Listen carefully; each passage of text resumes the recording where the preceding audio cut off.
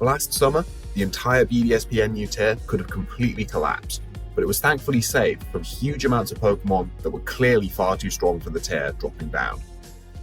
To understand why, first, I need to explain usage-based tiering.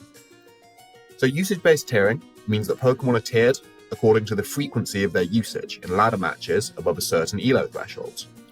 This means that if a Pokemon is used frequently enough in a higher tier, it will rise to the tier above, or if it's not used enough in a tier, it will drop down. For example, in April 2022, Volcanion saw enough usage in OU to jump 2 tiers up from RU. Meanwhile, Hippowdon and Sizzle were at OU, but their usage in the tier declined to the point that they fell to UU. This means that tiers will shift to reflect evolving metagames as different mons rise and fall in usage. But where this becomes a problem is when there aren't enough ladder games played in a tier over a month to make a good sample size.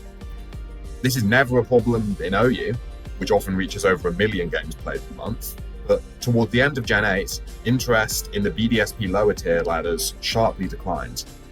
Why this happened is outside the scope of this video, but without enough games, usage-based tiering just doesn't work.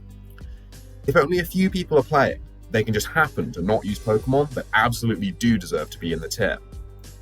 In BDSP RU, this problem was so drastic that 20 of the tier's 40 mons didn't make the minimum usage to stay in the tier, meaning that literally half of the tier would drop down to NU. Can you imagine how unplayable OU would be if half of the Ubers suddenly dropped down, and you could be queuing into Kyogre, Arceus, and Zekrom? That's what BDSP NU players were looking at.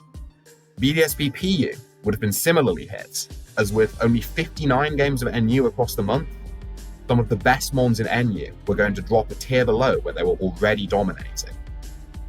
Thankfully, Smogon ends usage-based tiering when tiers have an insufficient amount of battles. This allows tiers with small player bases to remain playable, with the meta's council members voting on any future tiering changes instead. This meant that in the month it was ended, we got this absolutely ridiculous list of all the drops that mercifully weren't going to happen. Thank you so much for all the love my last 2 videos got, and thanks for watching this one. Goodbye.